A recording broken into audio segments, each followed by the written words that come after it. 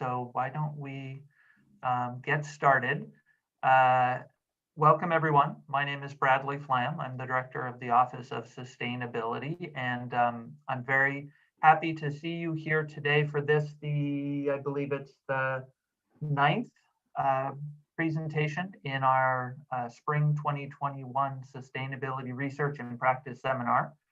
Our office co-sponsors this series with the Office for Research and Sponsored Programs, the Office for Digital Learning and Innovation, and the Sustainability Council's Scholarly and Creative Activities Committee. And we are all grateful to the presenters who are participating this semester and to those of you who are joining us today.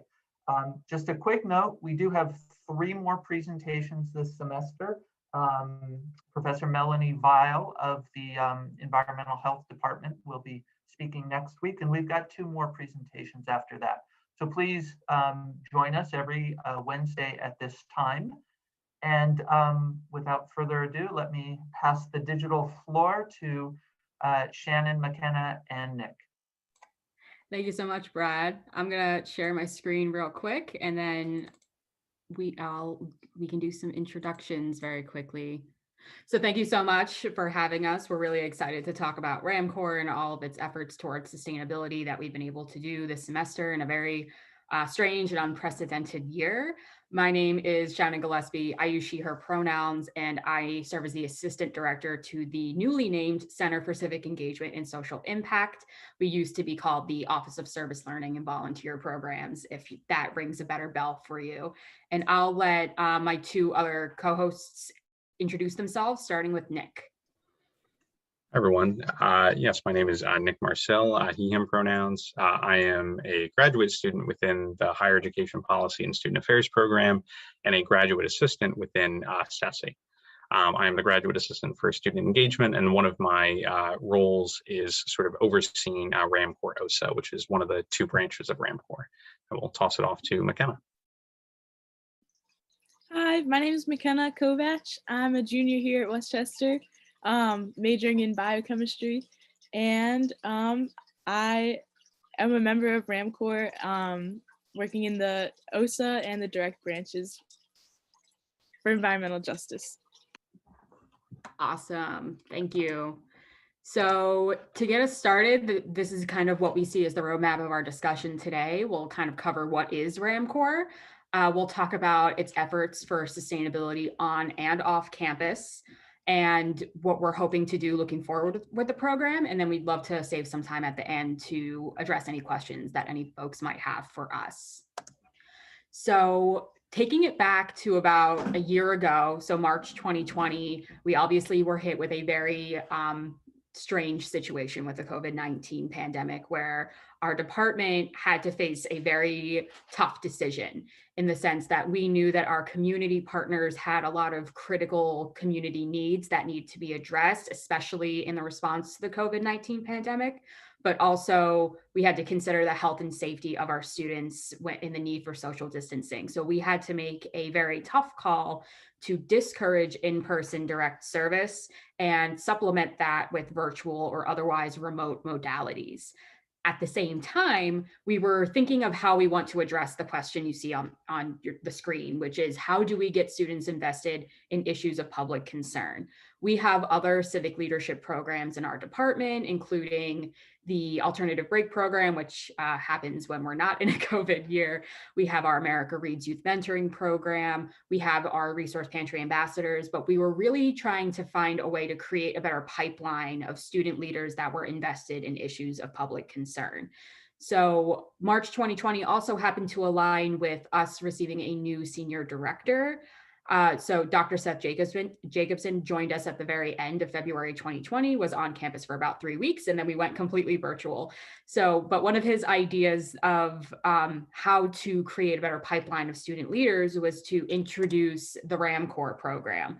So RamCorps, think of it like an AmeriCorps or a Peace Corps or a City Year program, kind of, but Westchester style. So really trying to gain students who come from, historically low income or low SES backgrounds, and really try to engage them in community service work to create pipelines of student leaders that not only are they close to the issue in terms of their passion for service and passion for working with nonprofit agencies in the community, but also providing them skill sets to be active citizens upon graduation. So we decided to very bravely launch this program in a completely virtual academic year, knowing that in a traditional year and in our wildest dreams, we would like to be seeing these students physically at their sites, traveling to and from their sites, working directly with the members of a nonprofit agency, and being able to get like awesome internship-esque experiences by working with these teams without financial stress on the institution, because these students would be supported through federal work study dollars. Excuse me. So that would be that was going to be our hope, but then obviously COVID had other plans for us. So we very bravely still put out an application for our community partners to assess what their needs were in face of the COVID-19 pandemic, and just ask the question, do you have work that could be supplemented through virtual or remote means? And the answer was yes, for about 6 agencies. So with that, we were able to launch one branch of our RamCorps program, the RamCorps Direct program. And then with the other, we were also able to create RamCorps Organizing Social Action, which is RamCorps OSA. So I'll be referring to that as OSA from here on out, just because it's a little easier to say.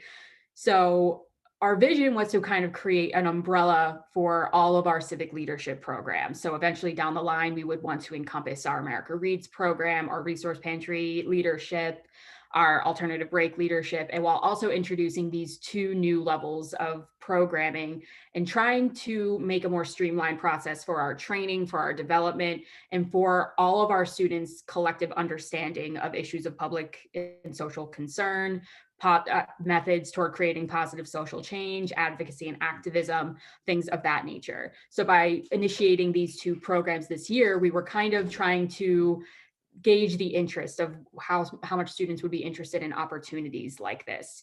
So these were brand new. And we were able to bring in about 8 RamCorps Direct members and 4 RamCorps OSA members, so 12 members total for the 2020-2021 school year. So you might be asking, what's the difference between the 2? So the RamCorps Direct members are kind of what I was talking about previously in terms of sending students out to work with nonprofit agencies one-on-one. So very commonly, our ratio would be 1-to-1. There would be one partner agency and one student that would be working with them. Sometimes we were able to send 2 students to an agency depending on what their needs are. But the expectation was that they were to serve 6 to 10 hours per week with their assigned site. So a lot of these programs were virtual work by working in virtual means. So a lot of social media, website creation, working on grants, building curriculums, just to name a few of the projects that we've had partners ask for students with skill sets to be able to do. So as part of their development, there was a beginning training where we onboarded them and kind of provided them a little bit of a purview of Chester County, the issues that affect Chester County, and how these agencies were helping to meet critical community needs and issues of public concern. Ongoing, they have one-on-one meetings on a monthly basis with our other graduate assistant, Katie Clay. They had monthly reflection meetings. So this is where they were able to come meet as a cohort to discuss the differences between their sites, the projects they were working on, and giving them a space to really unpack the experiences that they were having. Jumping over to RamCorps Organizing Social Action, these folks are overseen by Nick, who is on the call, and I'll let him talk a little bit more about that in the next slide. But the expectation for these students was a little more heightened. We were looking for upperclassmen that had proven coursework or volunteer experiences in one of 4 issues of social concern that we identified, those being education equity, health equity, food and housing security, and environmental justice. So we were looking for more of upperclassmen that had a little more practice and a little more mastery of the general issue area at large. And their opportunity, or they were really tasked with trying to build community around that issue of public concern on campus. So in an ideal world, they would be doing things like creating service opportunities, bringing folks off campus to really maybe introduce them to some community partners that address that issue, organizing workshops and events around furthering education around that issue, creating educational social media posts, which was a lot of what happened this year just due to our restrictions. They also have weekly team meetings with their supervisor, who is Nick, as well as one-on-one meetings. And then we also implemented something called issue area cohorts. And this was an opportunity for RamCorps direct members and RamCorps OSA members to come together to kind of talk about the theory versus practice, for lack of a better term. So what we would do is we would look at our 4 OSA areas, again, education equity, health equity, food and housing security, and environmental justice. And we would look at our direct pool. And it just so happened that we had representation in our direct sites based in those issues. So for example, we had McKenna working as a direct member at the Brandywine Conservancy doing things toward environmental justice. So she worked with our OSA for environmental justice previous to her, Maeve Dowd, to kind of find opportunities for collaboration between the two. If Maeve is trying to create a fundraising effort or a service project, she could be working with McKenna to be knowing that there were boots on the ground in a nonprofit or otherwise agency space. So how about we try to make those collaborations happen? And this happened across all 4 issue areas, where we had the OSA member and the direct members that were doing work in that area come together, talk about their work, identify opportunities for collaboration, while also our staff providing more continuing education opportunities via articles, TED Talks, activities that really deepen their familiarity and education within that issue area at large.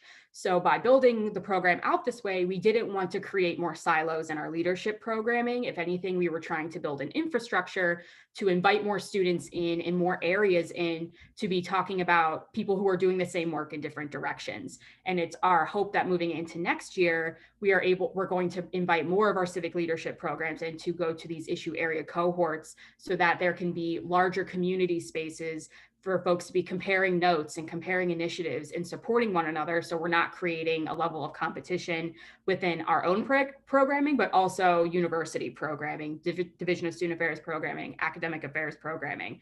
So again, this is in its infancy. It's only in its first year, but I'm going to hand it over to Nick to talk a little bit about what this first year looked like for RamCorps OSA specifically. Thank you, Shannon. Yeah, and as Shannon emphasized and mentioned, there were 4 different issue areas, right? And each one of those issue areas, I'm not going to go through everything that each one did, mainly focusing on environmental justice. However, all of them do interplay within each other, and we definitely had some different events or different Instagram posts and things where we did sort of show those connections that happen and how it all sort of has a social justice lens in general. And for instance, of some other events that I won't be showing in this PowerPoint, I know that are like food and housing security OSA member has been doing food demos, is working with our resource pantry. Currently, our educational equity member is trying to help connect education organizations with an education coalition, things like that. And as well, our health equity member has been doing some great stuff in terms of trying to provide information about health insurance to students, trying to understand where health insurance might be going. And there are some events coming up with that. But focusing, within environmental justice specifically, right? So our members were hired and started sort of like in late October, just because this was something that we were getting off the ground as, COVID, had hit us coming back to the fall semester, trying to launch this program. That's when, things ended up starting. And what we sort of, built out was trying to have these members have, an Instagram post every week, with some different information, as well as trying to, build up like our follower count and such on, some different things. I know Maeve had, done some posts on some of the candidates in terms of their views on environmental justice in the 2020 election, as well as reducing food waste. And she was doing some stuff, although it was somewhat like in progress, and really looking at like Westchester's carbon neutrality plan and seeing where things go from that, and informing students a little bit about that. As well, she had a pretty fantastic event, come the winter, in where it was sort of a little bit of like a watch party of some clips and a discussion of a documentary called There's Something in the Water, a Deeper Look into Environmental Racism, which has to do with the North Dakota Access Pipeline and things of that nature, and the environmental racism surrounding that issue, as well as sort of the activists, in the fight in terms of, fighting for clean water, clean air, and such. Then as well, there were some different ways in which she has reached out or had reached out to, different organizations in collaborating and connecting with them. You can go ahead to the next slide, Shannon. Then we sort of started back off in the spring semester, really trying to start off strong with the MLK Week of Service, having our members, do some Instagram videos around that, and, why service is important, what their issue areas have to do with, them feeling of the importance of service, as well as continuing sort of with like posts every week. And also Maeve did something pretty cool, which we sort of put on hold, but doing service Saturdays in terms of trying to, showcase some different organizations around campus and the service that they do, whether that's in person or not, especially with COVID, or even past service opportunities that they had, taken advantage of. Some of the posts that she had done were in terms of defining, some different terms, as well as, trying to be an advocate. You can see some of that there. The service Saturdays, as I said, and I know that she was reaching out to the borough about some of their initiatives. However, partway through this spring semester, Maeve had gotten an awesome invitation for an internship sort of with the borough of Westchester, actually, and ended up leaving us. But that brings us to McKenna. So I will let her, oh wait, I forgot I have this. That she came on board sort of as our new environmental justice OSA member. And one other thing to showcase, and as Shannon said, COVID, it's been hard to really be able to get different in-person service opportunities, but we got the chance to with We See You Here, where there were a lot of first-year students who were on campus. I believe it was like 300 or more who were on campus during like the weekend of March 19th and 20th. And we ended up having some service project opportunities with some of our different community partners, with the Center for Civic Engagement and Social Impact, getting some different first-year students involved, really building up that importance, and something that I know from me having graduated from Westchester with my undergrad, of how important community engagement and service is to Westchester students and is to the local community, as well as a lot of our partners ended up coming to these service projects, and were able to provide some information about some of the issues that they are tackling themselves. And definitely a lot of the students, who were there, Shannon, you can feel free to say of however many that we got and such, but I was glad to have, supported with that, and, really be there with students in person, because it's something that's been, lacking, and we, took COVID safety protocols and stuff, and we're really able to, do what we could to make an impact. Right. We were able to host around 4 different projects on campus that gauged around 55 students in these. And though none of them were specifically gauged toward environmental justice, what it did was provide a pool for us to pull from that signaled to us that these students are willing to kind of spend their orientation weekend in service and learning about some of the social issues that exist or impact folks in Chester County specifically. So it creates almost like the first step of that pipeline, honestly, where these students, these first year students, or moving into being second year students, are going to be students that we shoulder tap for future events and for future opportunities, because we know that they're here and we know that they value the same things that we do. But I will toss it over to McKenna to talk about her experience with RamCorps so far. Thank you. Yeah, so Once Maeve stepped down from the environmental justice OSA position, I stepped in, so I've been filling in for her this semester so far. I've already been able to put on, help put on an event, thanks to Nick and the Office of Sustainability and their peer educators. So we put on an event recently called Texas, a case study, in which we looked at the environmental disaster that happened recently in Texas with the snowstorm from an environmental justice perspective. And we looked at mostly the causes and some of the effects that that event had.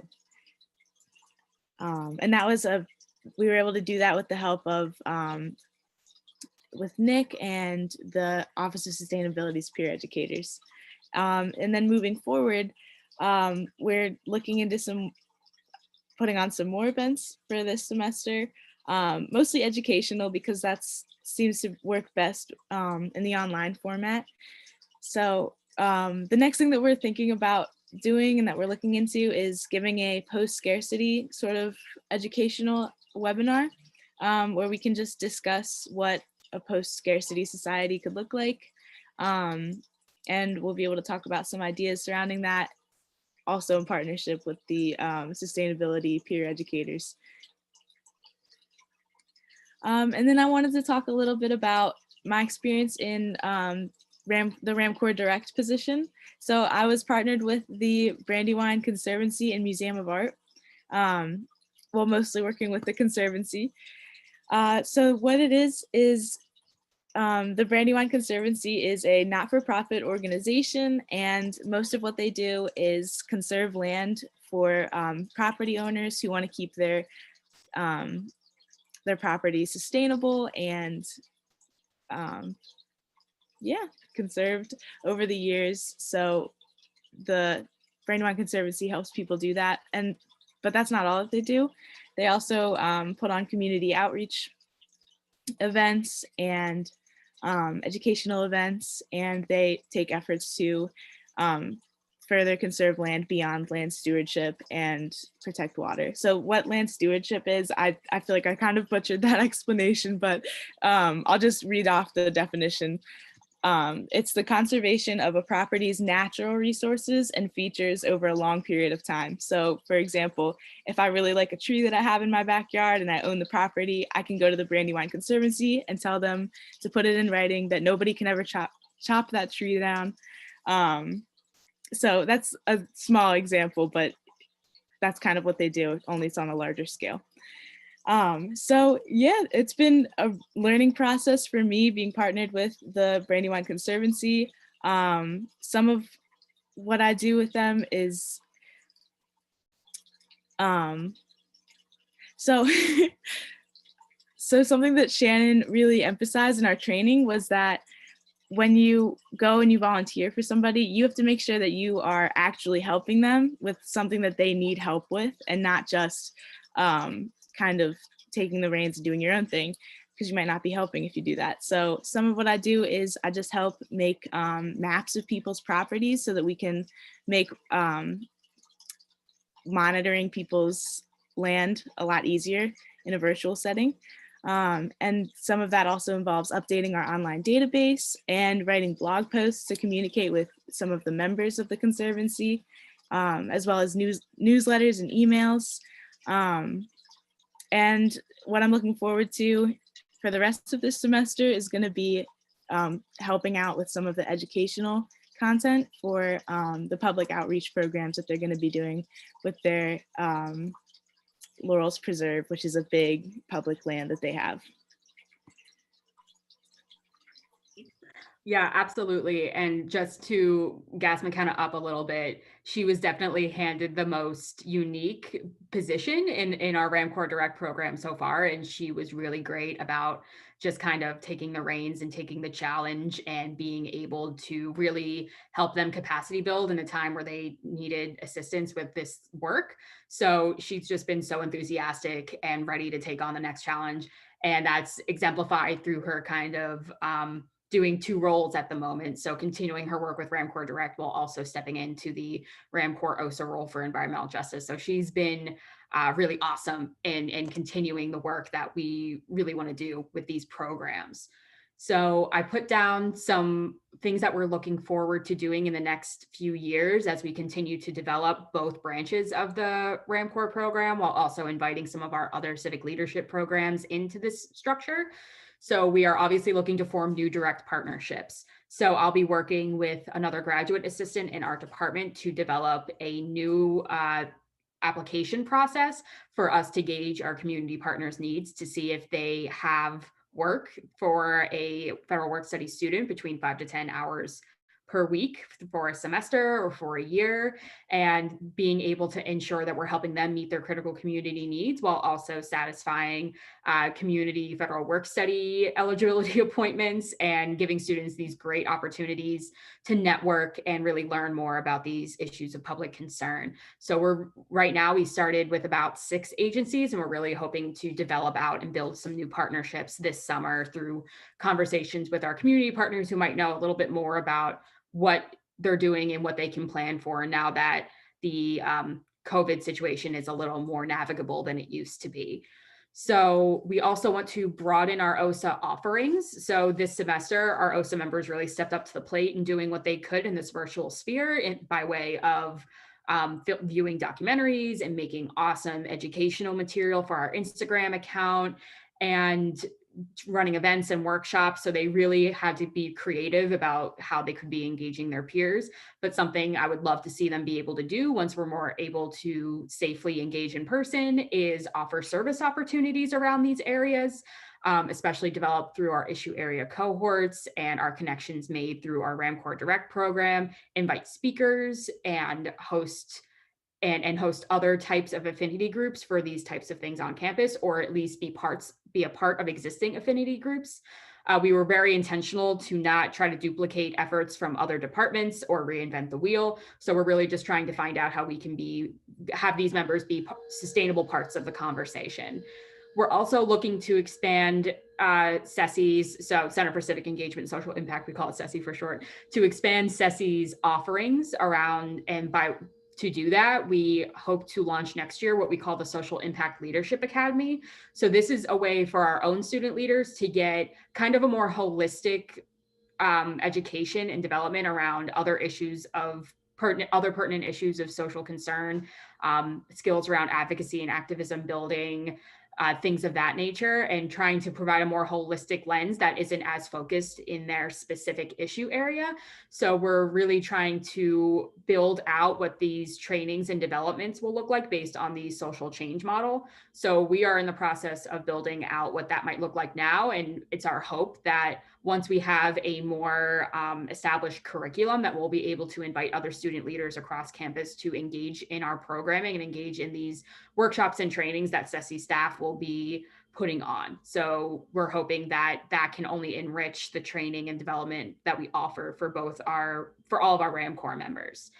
And then we also hope to continue to create sustainable opportunities for students to get involved. So obviously, I mean that both in a literal and figurative sense, in the sense that we want to expand the offerings that we have toward environmental justice and environmental sustainability through our OSA member for environmental justice and our direct positions that are positioned in sustainability or environmental justice.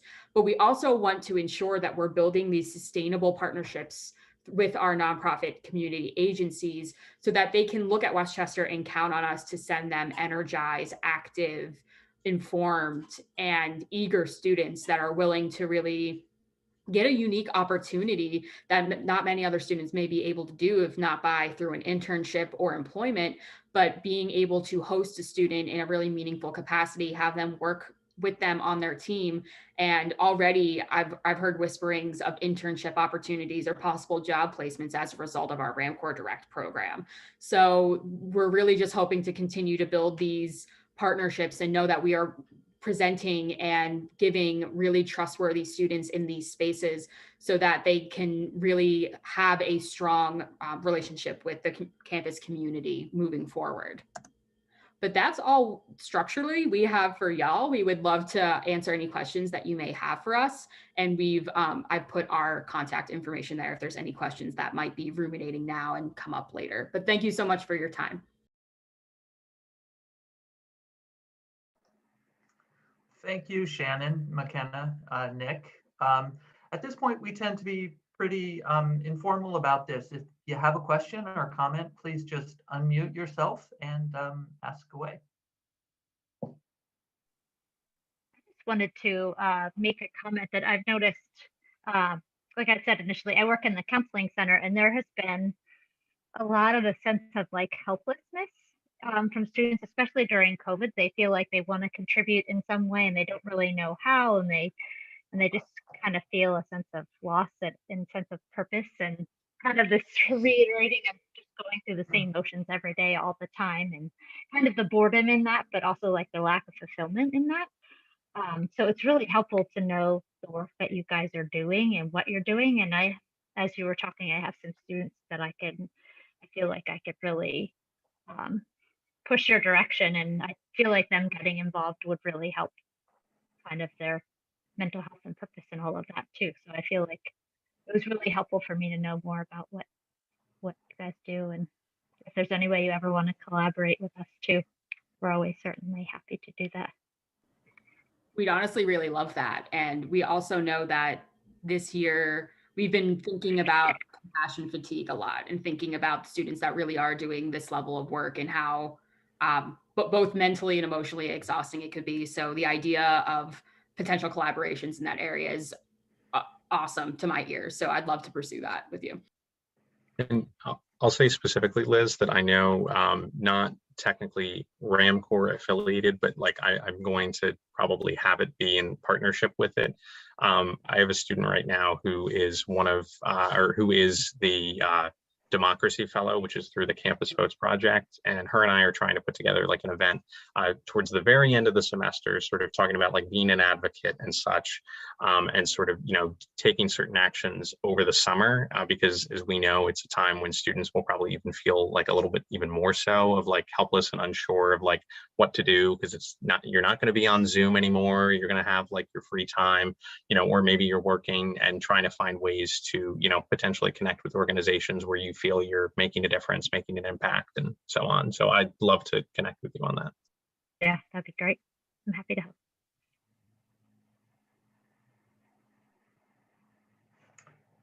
I think that's a really interesting issue. We, in our work, have found that some of the student organizations that were very active when we were all still on campus have, at least formally through the student organizations, been less active. And my suspicion is that the students involved have become engaged in other ways. But I'm just wondering if you've seen that in some of the work you've done. Are students finding other ways to be involved in civic action that might not show up through student organizations?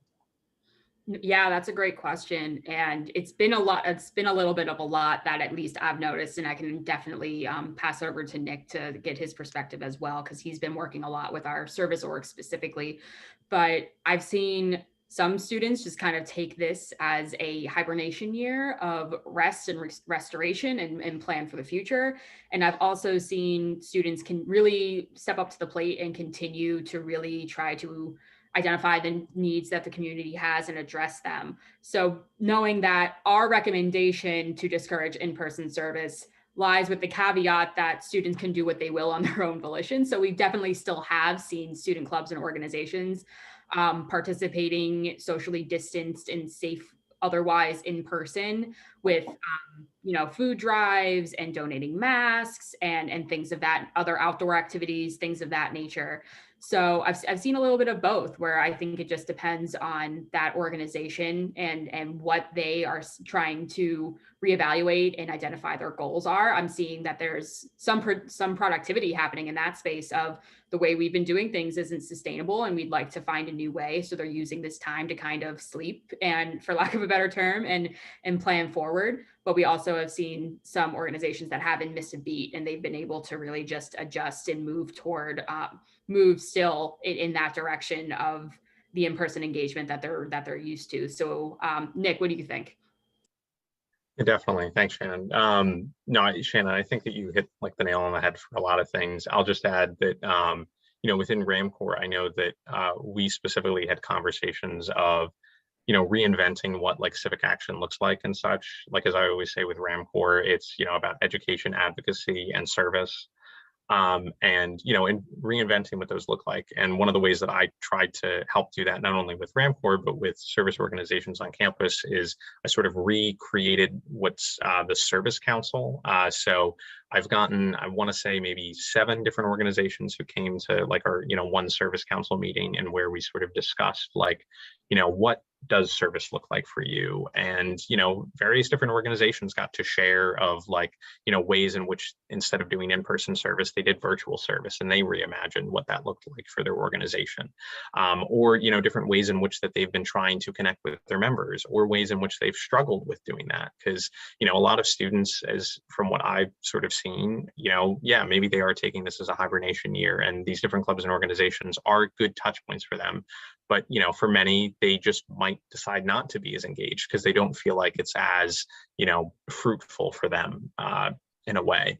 And, helping at least those organizations reimagine what service is, reimagine of how to, like connect best with their members and, with other students, has been, a great time. But it is like, it's just hard realistically, because we're not in person, and we are all reimagining what all this work at the university even looks like, regardless. So especially for our students, it's definitely, an even extra layer in certain ways. But a lot of them have stepped up to the plate and reimagined what that looks like, in terms of, staying connected, in terms of doing service. And, with RamCorps in particular, mostly focusing on our Instagram posts and, doing some cool, like virtual events, to really be educational spaces for folks. And just to add to, I think we saw obviously a lot of energy around the 2020 election. So definitely Student Government Association and some other awesome student organizations were really getting their names out there and encouraging their peers to vote and register to vote, and having candidate information available. So absolutely, I think we usually see a little bit of a heightened presence in that area, and it just so happened that the COVID year and the election year just so happened to overlap on this one. So it was really heartening to see that happen as well.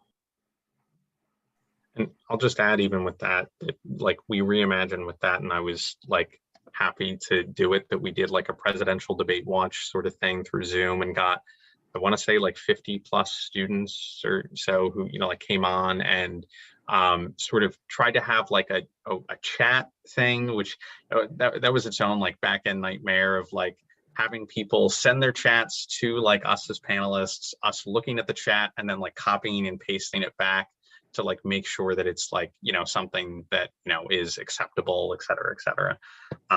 But, like reimagining what that looks like, because we don't want it to just be like, all right, watch the debate. Like we want to have some sort of engagement, because, we're very much missing that. Like students do not have the hallway talk time. They do not have the like catching up or discussing like what people thought of an event, or, like trying to interact with one another, due to how, the format of Zoom is. So it's great to at least try to do what you can to make that happen. If I can just jump in as another SESI person and echoing a little bit on and building what Shannon and Nick, and I've seen them in action in amazing ways in this year. And just a couple of footnotes. One is as I keep learning with my students, that some of them, it's not necessarily hibernating, but it's having to pick up pieces where their families, like especially low wage and income earners are really struggling, right? So taking on another job, taking on family care, elder care in their networks, and trying to figure out that new balance. So some of that is part of that that lack of people being around, and that's also like they're not around to tell us what's going on. So that's part of why we are, I think, don't have as much information as we might about what's really going on their ends, but we'll be finding out. And then one, building on what Nick and Shannon mentioned about the Democracy Fellow and voting, 2022 is going to be a big year for Pennsylvania. And as we know, Pennsylvania is a linchpin in US politics. So they'll keep your eyes and ears open, even if you're sick of election politics for what's going on there, or if you have students who are interested. So many ways to be involved in whatever amount of time or, you know, volunteer service they're able to provide if they're interested.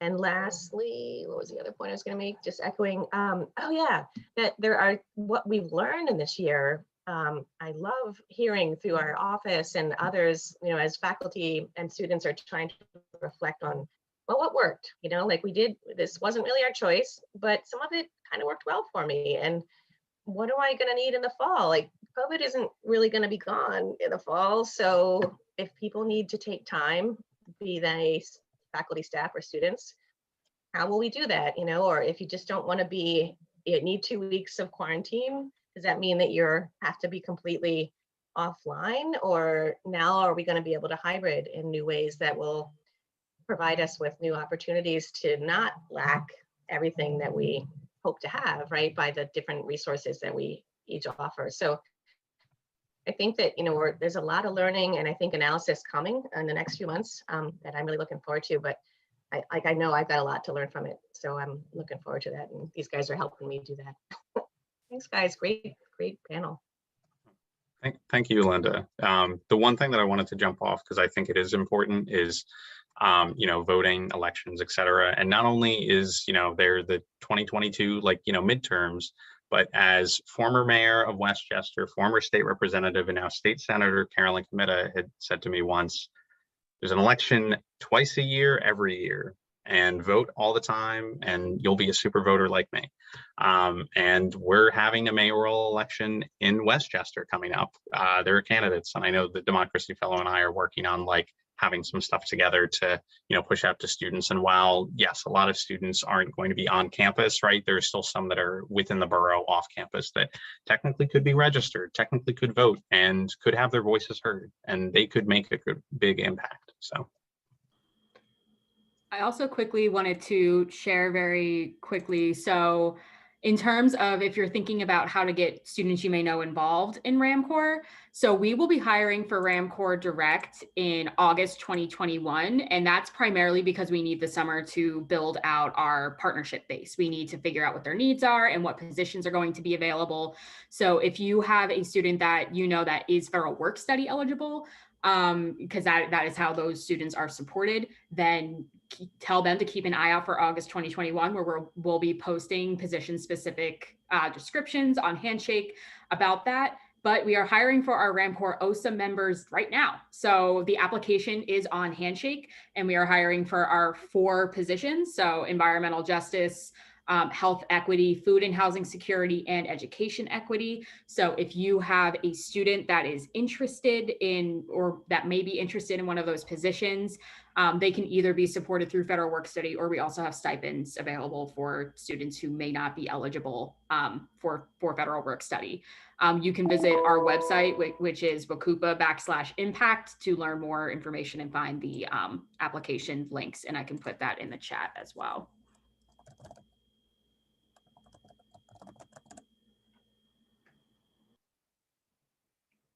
I have one more question. Please, anyone else jump in after me. But the concept of civic action and social action in many ways can overlap with political action and even partisan action. We are a state institution. Does that ever create any tensions or challenges for you working in these areas? All the time. All the time. I think we have to, yeah, in our position, we use the term positive social change as a blanket term. So we are thinking positive for meaning like the good for the most amount of people in terms of like the net. So folks can, I guess, interpret that the leanings that they will. But we, especially with our voter education and engagement programming, that's strictly nonpartisan, and we try to be strictly without bias in those.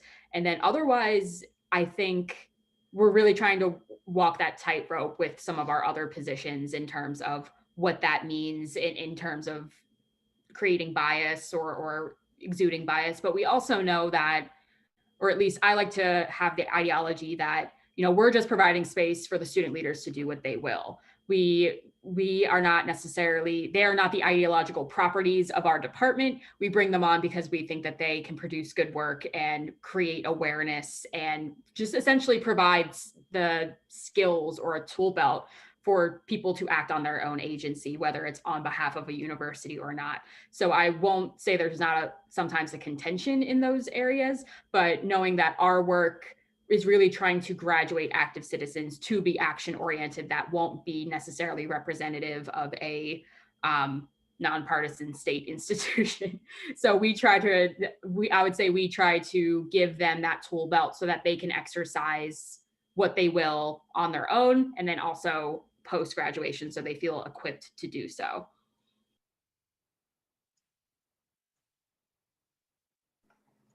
A quick question that I think would be fun to hear a little bit from all three of you on. What are your sort of post-COVID dreams for the RamCorps program? Once you have the ability to do in-service learning. I mean, is there something that came up this year that you were like, oh, I think it'd be really cool, maybe in the future if we could do this? I'll go first. So for the direct position, where I'm partnered with the Brandywine Conservancy, I just want to go to the Conservancy in person. I have never been there before, and it looks like such a cool and beautiful building, and I want to meet everybody in person. So there's that, and I'm sure everybody wants to, meet everybody face to face too. But I mean, as simple as that. And I want to see some of the preserves that we're always talking about, because they have some really beautiful public lands now. And I've been able to look at some of them during COVID because some of them are open. But yeah, so that's one thing. But then another thing is I would love to organize an actual service project and give students an opportunity to volunteer and do some hands-on work and kind of get a feel for what my issue area is in person. I think that would be really cool. That's probably more important. Yeah, I'll just echo with what McKenna said. Secondly, of really engaging folks in that direct service, because I think that that's something that we've been trying to do in terms of getting different organizations that might have very similar missions or offices and such to collaborate in doing some great big work. And that's what I most envision with OSA, and I think being in person will lend itself to that a lot more easily in terms of direct service and, getting, various different organizations to come together and, do some service project or, potentially doing an educational, outdoor event, right? If we could actually get everyone to come down to the Gordon Natural area, I always think it's a great place. So I'd be a fan to bring folks, help them learn some information about that, and also some of the history of it too, because I think that that's something that is very important that a lot of the times is lost because time moves on and we just don't look back. So I'll echo exactly what the other two said. I'd love to see our partners become part of our onboarding training and development for our student leaders, because they all have such invaluable experiences and skill sets, and they're really the ones doing the work in the community. So I'd really in my head, I see a day-long training where each of our partners is kind of able to come and contribute and carve out time to work alongside their member that they'll be working with, while also engaging the group in, skill building or skill development or things of that nature. It'll be a while before we can have that many people in a room, but that's a down the line hope for me. Thank you. We are at 12:50, and that's the time we try to wrap up so that folks can get to other meetings and classes. But before we do that, I just want to express our gratitude to our three presenters today. A fascinating presentation, a really important initiative on campus, and we are so glad to be able to partner with you as often as we can. So thank you. We're so grateful for you having us. Thanks so much. Thank you for inviting us. Thank you. Thank you, everyone.